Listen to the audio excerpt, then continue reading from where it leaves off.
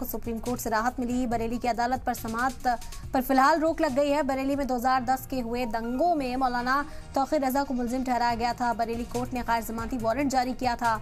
Court ने UP सरकार को नोटिस भेजा, जबकि यूपी सरकार से जवाब तलब किया जाएगा। सुप्रीम कोर्ट में एनबीडब्ल्यू को चैलेंज किया गया था और ये राहत मौलाना तौक़ीर रज़ा को सुप्रीम कोर्ट से मिली है। आपको बता दें कि सरेंडर करने का जो हुक्म है वो जारी किया गया था। बरेली 2010 के दंगे में मास्टरमाइंड मौलाना तौक़ीर रज़ा को बताया जा रहा था और उसके बाद सुप्रीम कोर्ट का दरवाजा खटखटाया गया। एनबीडब्ल्यू को सुप्रीम कोर्ट में चैलेंज किया गया। सुप्रीम कोर्ट ने फिलहाल इस पर रोक लगाई है और साथ ही साथ उत्तर प्रदेश सरकार से जवाब भी मांगा है। अहम जानकारी मौलाना तौक़ीर रज़ा के मामले से जुड़ी हुई इस वक्त आप तक पहुंचा रहे हैं। मौलाना तौक़ीर रज़ा को सुप्रीम कोर्ट से राहत, बरेली की अदालत में समाअत पर फिलहाल रोक। बरेली में 2010 में हुए दंगे के मुलजिम हैं तौक़ीर रज़ा। बरेली कोर्ट ने गैर जमानती वारंट जारी किया था, जिसके बाद सुप्रीम कोर्ट का दरवाजा मौलाना तौक़ीर रज़ा ने खटखटाया और सुप्रीम कोर्ट से ये बड़ी राहत मौलाना तौक़ीर रज़ा को मिलती हुई नजर आई है।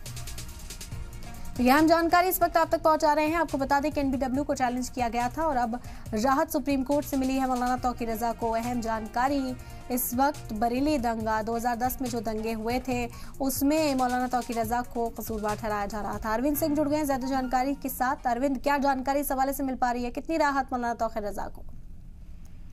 देखिए, अंतरिम राहत है मौलाना तौक़ीर रज़ा को, लेकिन अपने आप में एक बड़ी राहत है क्योंकि सुप्रीम कोर्ट ने निचली अदालत की कार्रवाई पर फिलहाल के लिए रोक लगा दी है और निचली अदालत ने मौलाना तौक़ीर रज़ा को पहले समन जारी किया था, लेकिन जब वो समन पर पेश नहीं हुए तो उनके खिलाफ गैर जमानती वारंट जारी किया गया था। और ऐसे में मौलाना तौक़ीर रज़ा पर गिरफ्तारी की तलवार लटक रही थी। वो लगातार पुलिस से बचने की कोशिश कर रहे थे। इसी बीच उन्होंने इलाहाबाद हाईकोर्ट का रुख भी किया था, लेकिन हाईकोर्ट ने एनबीडब्ल्यू पर रोक लगाने से इनकार कर दिया था और हाईकोर्ट ने उन्हें 27 मार्च तक की मोहलत जरूर दी थी और हाईकोर्ट ने कहा था कि वो 27 मार्च को निचली अदालत के सामने पेश हों और वहां पर जमानत की अर्जी दाखिल करें और निचली अदालत उनकी जमानत की अर्जी को मेरिट के आधार पर डिसाइड करे और निचली अदालत पर हाईकोर्ट ने छोड़ दिया था।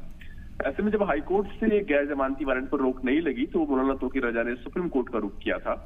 आज सुप्रीम कोर्ट में इस मामले को लेकर के सुनवाई हुई और सुप्रीम कोर्ट ने अभी शुरुआती राहत देते हुए निचली अदालत में चल रही कार्रवाई पर रोक लगा दी है। इसका मतलब ये कि जो निचली अदालत की ओर से गैर जमानती वारंट जारी किया गया था उस पर भी रोक रहेगी और इसको लेकर के जो निचली अदालत का जो आदेश था जिसमें पुलिस को गिरफ्तार कर मौलाना तौक़ीर रज़ा को कोर्ट में पेश करना था, वो आदेश भी प्रभावी नहीं रहेगा। यानी एक तरीके से मौलाना तौक़ीर रज़ा को गिरफ्तारी से भी राहत मिल गई है जब तक कि सुप्रीम कोर्ट को कोई अगला आदेश आता है तब तक। और इसी बीच आज सुप्रीम कोर्ट ने मौलाना तौक़ीर रज़ा की याचिका पर सुनवाई करते हुए यूपी सरकार को नोटिस भी जारी किया। यूपी सरकार अब जवाब दाखिल करेगी।